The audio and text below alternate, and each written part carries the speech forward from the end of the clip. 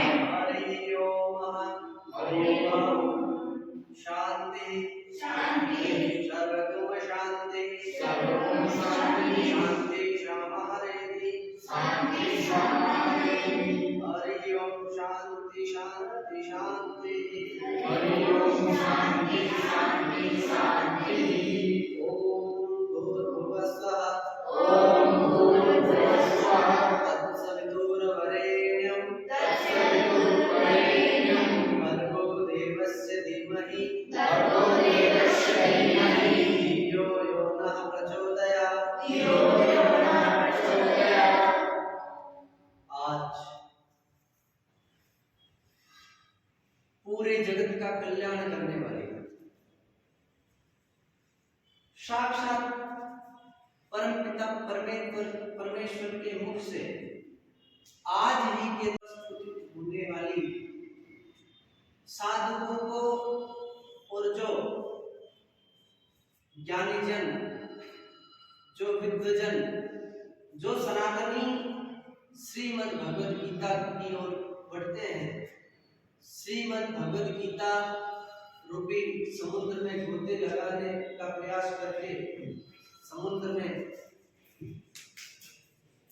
हिलोरे लेते हैं, उनको इस संसार में भी बड़े आनंद की प्राप्ति होती है और उनका परलोक भी सुधरता है।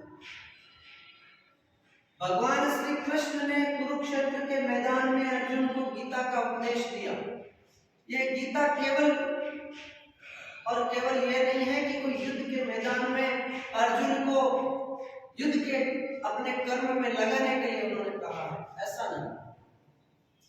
भगवान श्री कृष्ण ने अर्जुन को गीता के माध्यम से इस जगत में धर्म की व्याख्या क्या है, कर्म की व्याख्या क्या है, भक्ति की व्याख्या क्या है, इसके बारे में भगवान श्री कृष्ण ने अर्जुन को गीता रूपी ज्ञान प्रदान किया।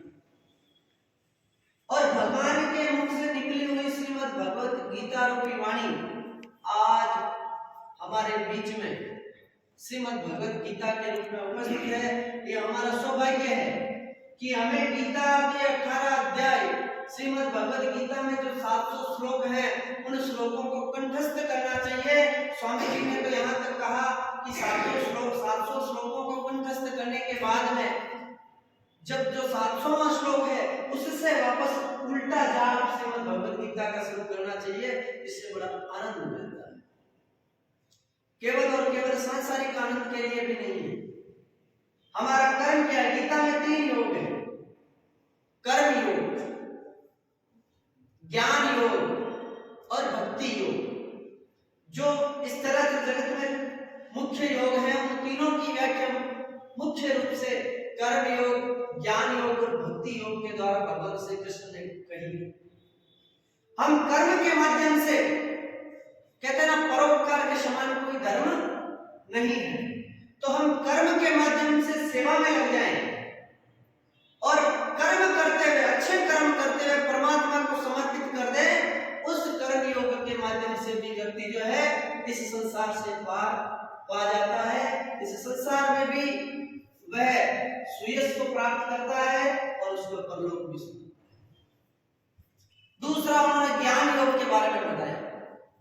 ज्ञान योग जो है, वैदिक ज्ञान जो है, उन वेदों को पढ़ करके ध्यान के माध्यम से, भक्ति के संकीर्तन नाद के माध्यम से जब व्यक्ति को अपने आप में योग के मार्ग से जब वो रम जाता है, स्वयं का ध्यान करने लग जाता है और जब वह योग के माध्यम से स्वयं के तत्व को जान लेता है, वह ज्ञान योग है।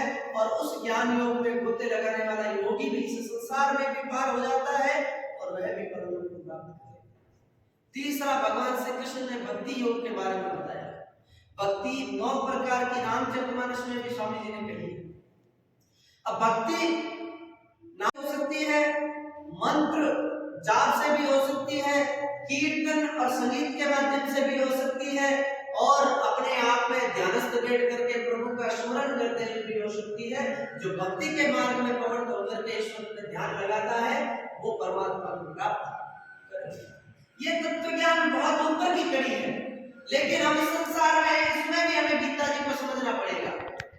जैसे मैंने आपको बताया था कि प्रथम श्लोक में जब गीता जी शुरू होती है तो धृतराष्ट्र कहते हैं धर्मक्षेत्रे कुरुक्षेत्रे समवेता युत्सवे मान का पांडवस्य किम कुर्वति संजय।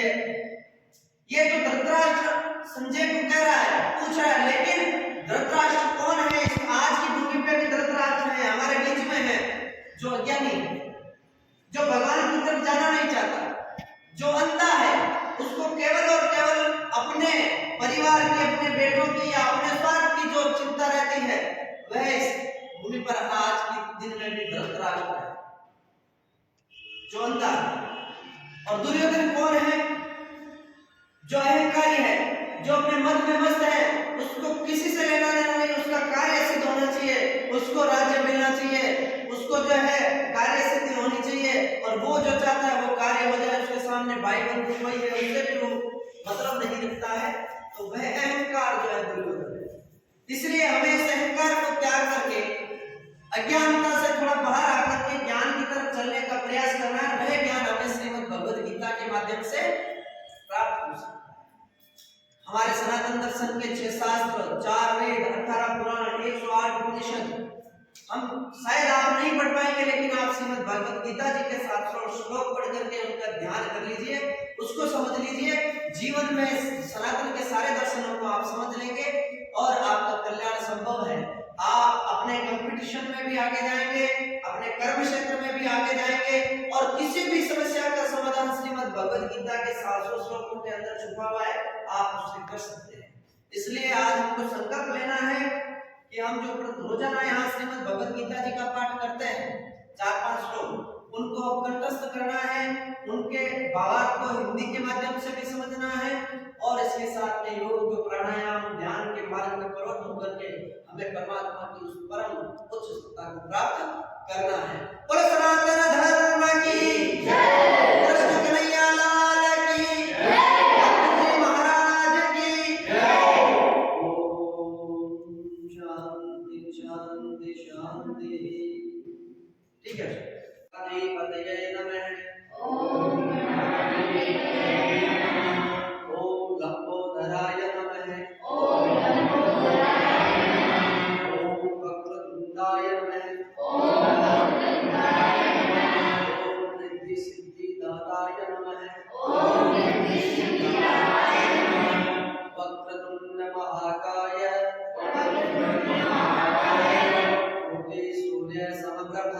कोटि सूर्य समप्रभ निर्विघ्नं कुरु मे देव सर्वकार्येषु सर्वदा। ओम नमो गुरुवे नमः। गुरुर्ब्रह्मा गुरुर्विष्णु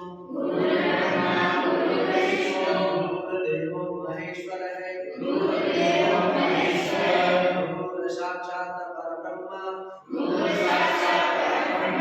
तस्मै श्री गुरुवे नमः। ओम नमो नारायणाय। ओम नमो भगवते वासुदेवाय। ओम क्लीं कृष्णाय नमः। ओम श्री गोविंदाय नमः। ओम श्री दामोदराय नमः। ओम राम रामाय नमः। आपदाम अपहर्तारं दातारं सर्वसंपदां लोकाभिरामं श्रीरामं भूयो भूयो नमाम्यहम्। ओम आदित्याय नमः। ओम भास्कराय नमः। ओम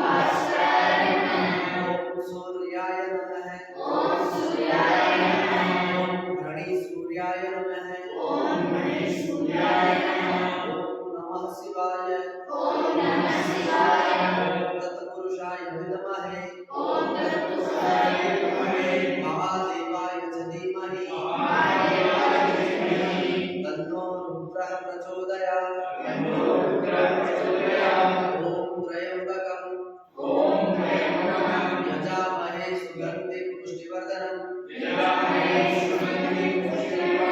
उर्वारुकमिव बन्धनान् मृत्योर्मुक्षीयमामृता ॐ नमश्चण्डिकाय नमः